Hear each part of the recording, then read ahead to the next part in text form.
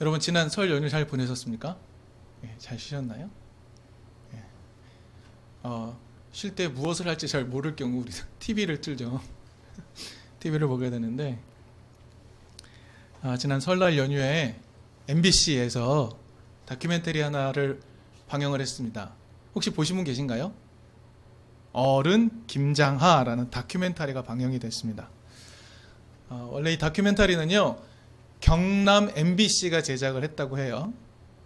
그래서 지난 연말 그리고 올 연초에 경남 지역에 방영을 했는데요, 시청자들한테 너무 감동을 준 거예요.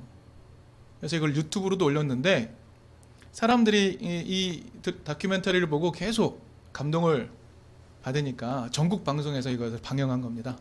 그래서 MBC에서 설 연휴를 통해서 전국에 방영을 한 거죠. 어른 김장하. 유튜브에도 올라와 있거든요.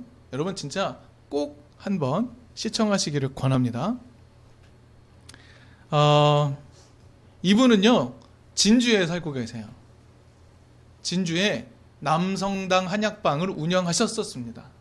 지난 5월에 문을 닫으셨어요. 19에 한약업사 자격을 취득하고 일을 시작했습니다.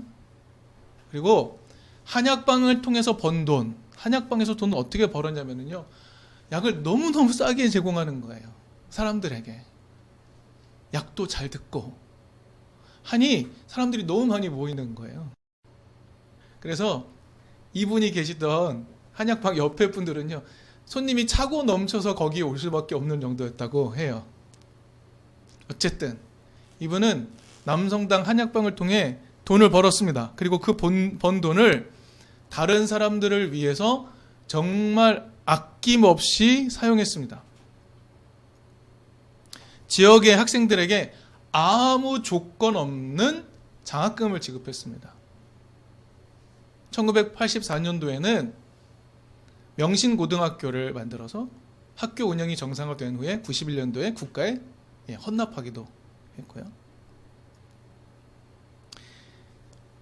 이분은 시민으로 창간한 진주신문이라는 그 신문의 이사로 있었는데, 지역의 토호 세력들이 자기 멋대로 하는 걸 그대로 두어서는 안 된다. 날카로운 언론이 되라 라는 마음으로 여기 지원을 했는데요, 정말 자기를 위해서는 아무런 조건도 없이 그 일만 할 수 있도록 아낌없는 후원을 했다고 해요. 이분 지금까지 평생 자동차 타지 않았답니다. 자기 자동차. 걸어 다니거나 자전거를 타거나 그렇게 돈을 번 거예요. 그는 사회적 차별이 있는 곳에 아낌없이 후원했습니다. 사회적 관심이 필요한 것에 아무 조건 없이 기부했습니다. 그런데 잘 알려지지 않은 거예요. 왜 그랬냐면 이분의 지론이 있답니다. 줬으면 그만이지 라는 지론이 있다고 해요. 이 다큐멘터리를 통해서 김장하 선생님, 그분은요, 아무런 보답도 보상도 반대급부도 심지어는 고맙다는 인사조차도 바라지 않는 분이었습니다.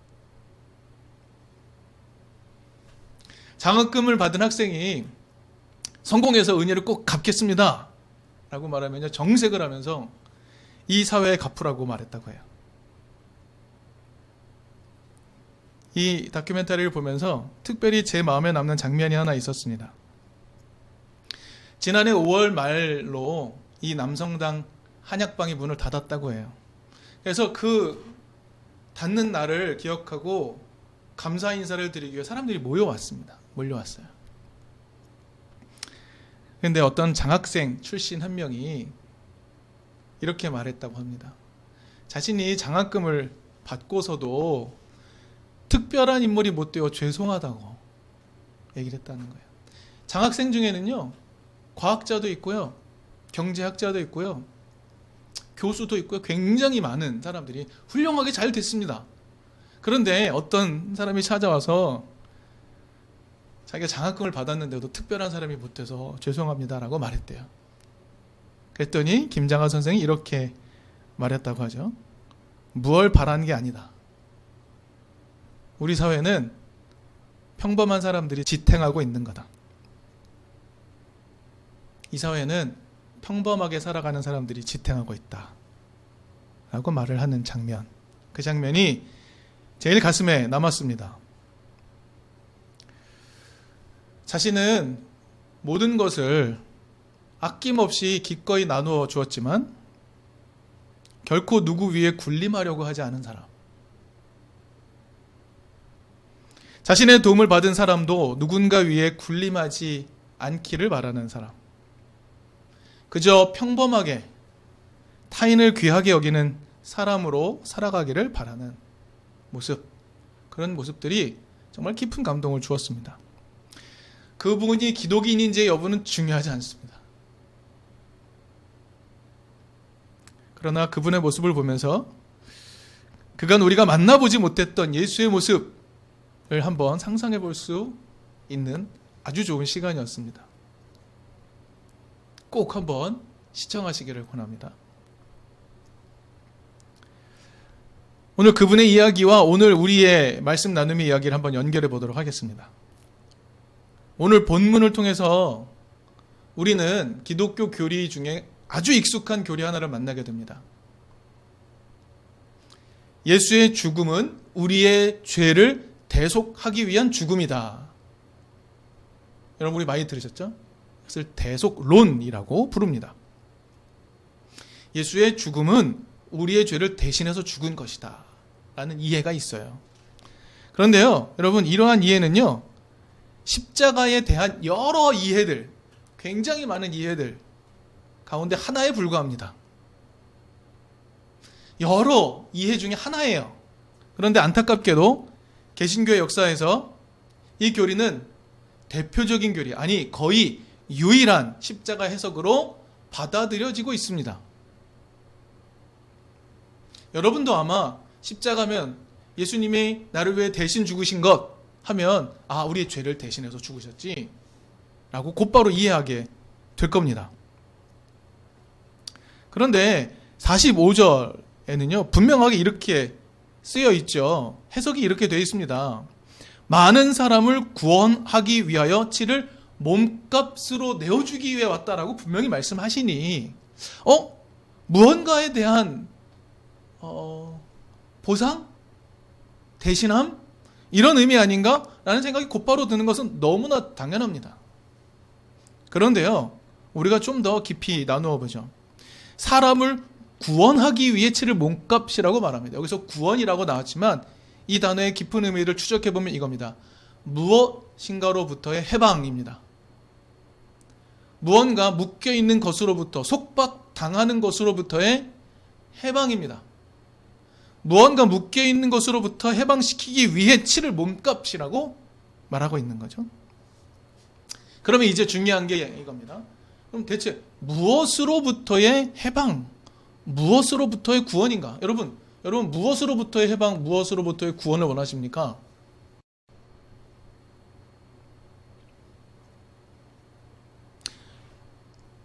그 무엇으로부터 해방하기 위해 예수가 몸값으로 자기 목숨을 내어주러 왔다라고 성경은 그렇게 기록하고 있습니다. 이게 곧바로 우리의 죄를 대신하기 위해서라고 우리는 이해하지만, 우리는 이 표현을 좀 더 잘 이해하기 위해서 상황을 좀 살펴봐야 합니다.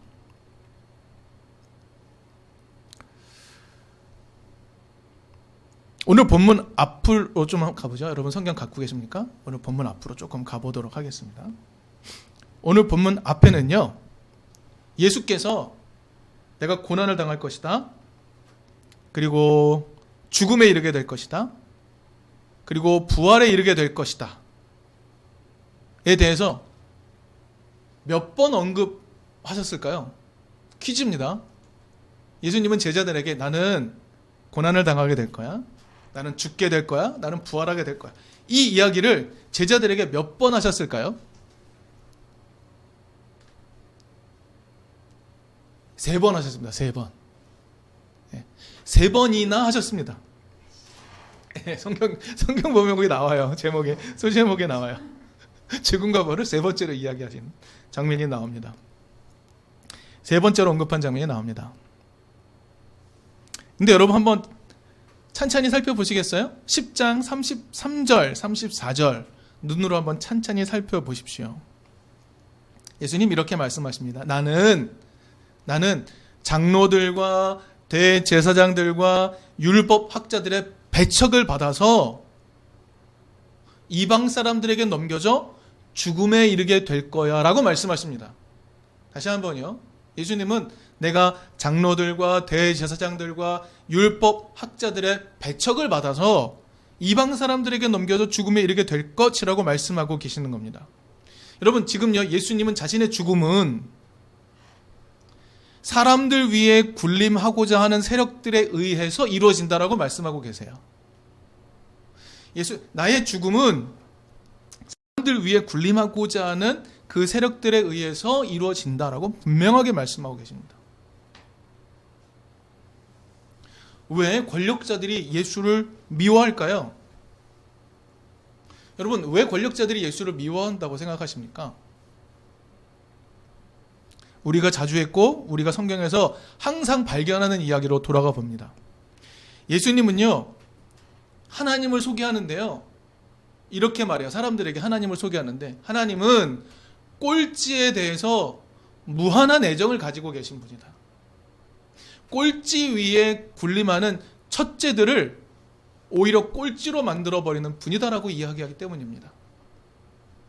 여러분, 하나님이 이런 분이라고 예수는 이해하고 계시는 거예요. 제가 어렸을 때 저를 위해 기도해주는 수많은 이제 교인분들, 권사님들 계시고 여러분들 계시잖아요. 교회 안에 그런 전통들이 있었거든요. 누구 자식을 위해 막 기도해주고 막 이런 걸 한단 말이죠. 저를 위해 늘 해주시던 기도 중에 이런 대목이 있습니다. 머리가 될지언정 꼬리가 되지 않게 해주십시오 라는 기도를 항상 하는 거예요. 물론 신명기에 그런 축복의 내용이 나옵니다. 그러나 예수는 분명히 이렇게 말씀하세요. 하나님은 꼴찌에 대하여 무한한 애정을 가지고 계신다. 첫째가 꼴찌가 되고 꼴찌가 첫째가 되는 사람이 많을 것이다 라고 말씀하시는 예수, 이 예수가 권력자들의 입장에서는 달가울 리가 없죠. 예수는 계속해서 이렇게 말씀하셨습니다. 하나님은 꼴찌를 너무너무 사랑하셔. 그래서 첫째로 군림하기 위해 꼴찌를 짓밟는 권력들, 그들은 하나님의 대리자를 자처하고 있지만 그들은 끌어내려질 것이야 라고 계속해서 말씀하시는 거죠. 얼마나 믿겠습니까? 이러니 그들이 예수를 미워하여 죽이기로 결의하는 것 너무 당연해 보이죠. 그러면 여러분, 예수님은요 그런 결의를 모르셨을까요? 예수님은 권력자들의 그런 결의를 모르셨습니까? 너무나 잘 알고 계셨을걸요? 3번에 걸쳐 말씀하시니까요. 나는 장로들과 대제사장들과 율법 학자들에게 배척을 받아서 이방 사람들에 넘겨져서 난 죽게 될 거라고 말씀하시니까요. 알고 계신단 말입니다. 그럼 여러분, 이제 우리가 좀 정리를 해봅시다. 예수님은 이렇게 생각하신 겁니다. 자신의 죽음은 자신의 삶의 결과라고 생각하시는 겁니다.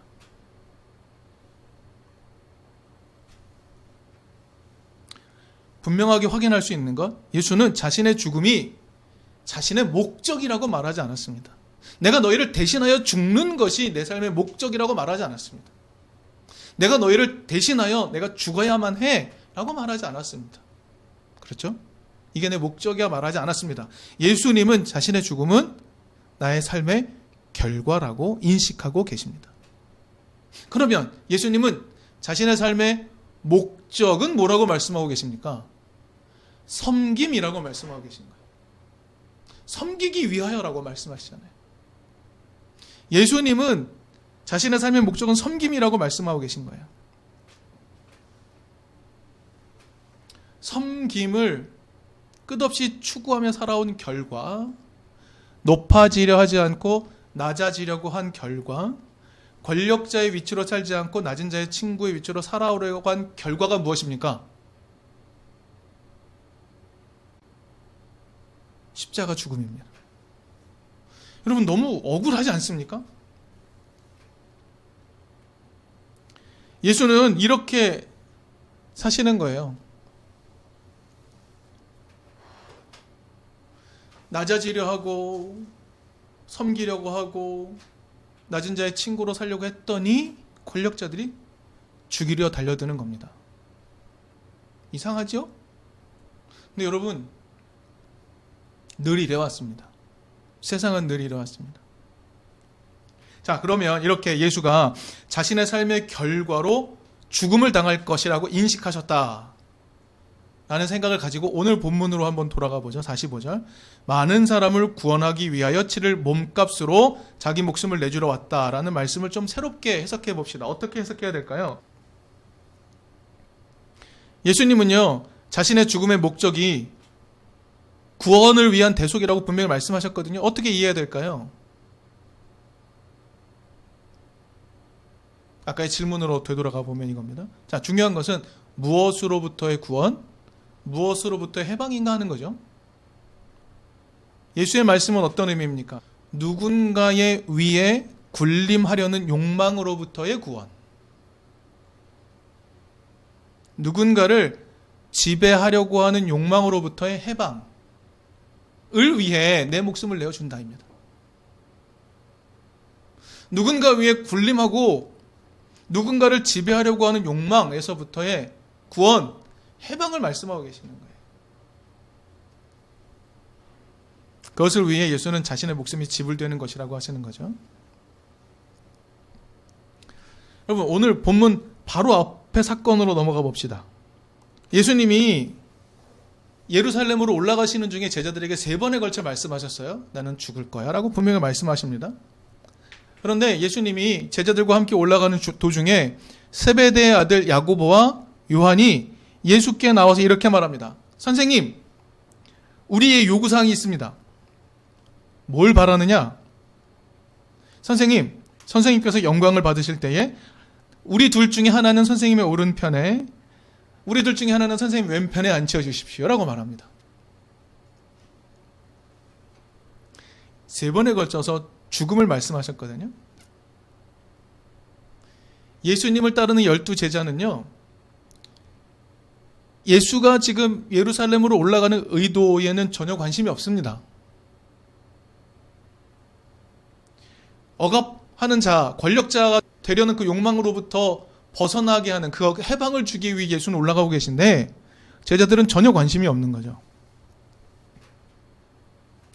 여러분, 제자들 12명은요 모두 이렇게 생각하고 있습니다. 예수가 권력자와 싸워서 결국에는 예수가 그 자리를 차지하게 될 거야. 그래서 예루살렘 올라가시는 거야 라고 생각하고 있는 겁니다. 근데 예수가, 우리 대장이니까 예수가 차지하면 우리는 작은 권력자들의 위치를 차지할 수 있겠지라고 간절히 바라고 있는 거예요. 그런데 세베대의 아들 야고보와 요한이 좀 더 노골적으로 말했을 뿐입니다. 41절을 볼까요? 41절을 보면 뭐라고 말합니까?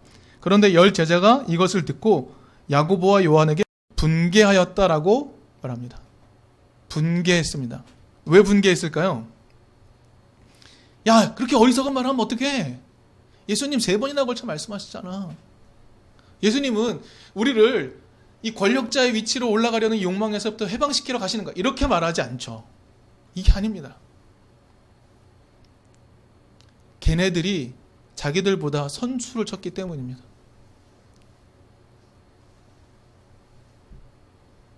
그리고 오늘 본문이 이어지는 겁니다. 나는 많은 사람을 구원하기 위해, 해방시키기 위해 치를 몸값으로 내 목숨을 내주러 왔다. 여러분, 지금 예수는 자기 목숨이 자신의 삶의 결과로 죽음을 당하게 될 걸 알고 계시잖아요. 예수는 누군가 위에 군림하려고 하고 누군가를 지배하려고 하는 욕망의 억압에서부터 해방을 주기 위해 가고 계시는데, 예수는 그런 욕망이 만들어낸 체제가 얼마나 폭력적이고 얼마나 반하나님 나라적인 것인지 죽음을 통해 드러내려고 하고 올라가고 계신데, 예수를 따랐다고 하는 제자들마저도 이런 엉뚱한 소리를 하고 있는 거죠. 오늘 우리도 엉뚱한 소리를 하고 있는 거죠.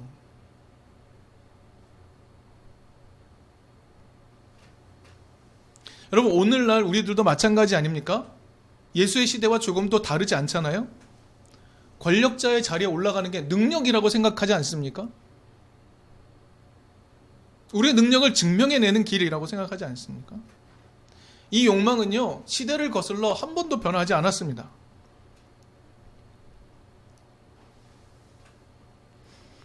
그러나 하나님은요, 이렇게 말씀하시는 겁니다. 세상에서는 지위가 높은 자가 섬김을 받지만 하나님 나라는 지위가 낮은 자가 섬김을 받는 곳이라고 예수를 통해 가르치고 계시는 거죠. 그래서 여러분, 성경을, 예수의 말씀을 찬찬히 잘 살펴보면 이런 말이 주를 이루잖아요. 보상을 기대할 수 없는 사람에게 자비를 베풀라고 말하는 겁니다. 보상을 제대로 해줄 수 없는 사람에게 자비를 베풀어라. 예수께서 그렇게 가르치셨고 그렇게 행동하셨습니다. 그랬더니 그런 삶이 조금씩 사람들에게 가능성을 열어주기 시작했던 겁니다. 그렇게 살았더니 사람들이 조금씩 희망을 발견하기 시작했던 거예요. 그러면 곧바로 권력자들은 두려워하기 시작합니다. 여러분, 베풀 때에는요, 무언가 바라는 것이 너무나 당연한 거 아닙니까? 우린 그렇게 생각하죠. 베풀면 응답하는 게 당연한 거라고 생각합니다. 그런데 예수는 이렇게 말하시죠. 모든 사람의 종으로 살아가라. 오늘 본문의 43과 44절 이렇게 해석하시면 안 됩니다. 자, 너 위대하게 되고 싶니? 그렇게 되려면 섬겨. 그렇게 되려면 종이 되어야 돼. 이게 아닙니다. 너의 목적지가 위대해지는 거야? 그러면 섬기고, 그럼 종이 돼야 돼? 그럼 높아질 거야? 이게 아니고요. 너 높아지는 욕망이 있지? 아니야. 섬기는 거야. 너 으뜸이 되고자 하잖아? 아니야. 종이 되는 거야. 라고 말씀하고 계시는 겁니다. 이 메시지가 단순하지 않잖아요. 단순한 게 아닙니다. 여러분, 예수님은요, 당대의 어린이들, 즉 어른의 재산이요, 함부로 대해도 되고 마구 노동을 시켜도 되고 내 멋대로 부려도 되는 어린이들과 같은 존재들, 권력의 제일 밑바닥에 있는 존재들에게, 가난하고 병든 여성들에게, 그리고 장애인들에게 도 종이 되라고 하시는 겁니다. 그들의 밑에 내려가서 그들을 섬기라고 말씀하고 계시는 거죠. 지금까지 우리는 예수께서 십자가에서 죽으셨던 이유를 찾아보았습니다. 여기서 우리는 예수님의 마음을 헤아려 봅니다. 예수님 이 말씀하시면서 어떤 느낌이셨을까요? 오늘 이 말씀을 하면서 어떤 느낌이셨을까요? 매우 슬펐겠다. 그렇게 열심히 가르쳤는데도 불구하고 어처구니 없는 말을 하는 제자들의 모습을 보며 예수님은 슬펐겠다 하는 생각 듭니다. 다큐멘터리 어른 김장하를 보면서 이런 생각이 들었어요. 야, 그를 미워하는 사람이 되게 많겠다. 다큐멘터리 보면요, 누군가가 그 김장하 선생한테 전화 걸어서 욕하는 장면이 나와요. 당신 쓸데없는 짓 하고 있다. 어리석은 짓 하고 있다. 국가의 반성문을 제출하라. 이런 사람이 등장해요. 김장하를 보고 미워하는 사람 많겠다. 아무 조건 없이 그저 섬기는 그의 방식이 불편한 사람이 많겠다.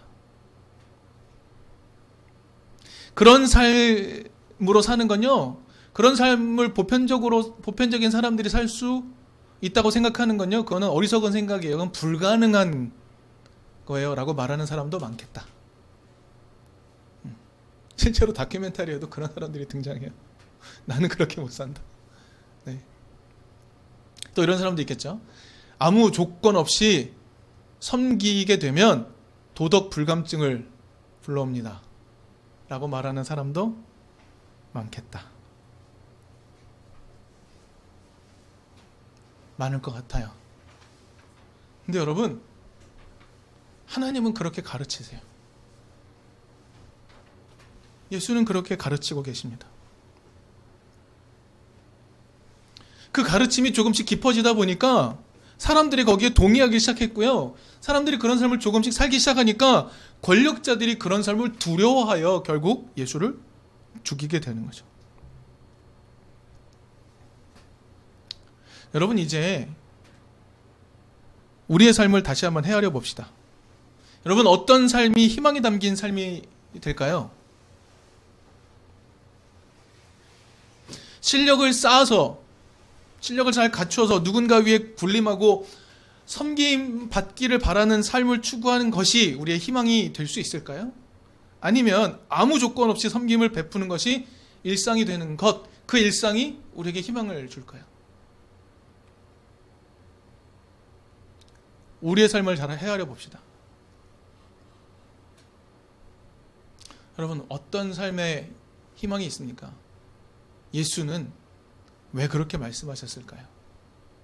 그것을 잘 헤아려 보는 우리들이 되었으면 좋겠습니다.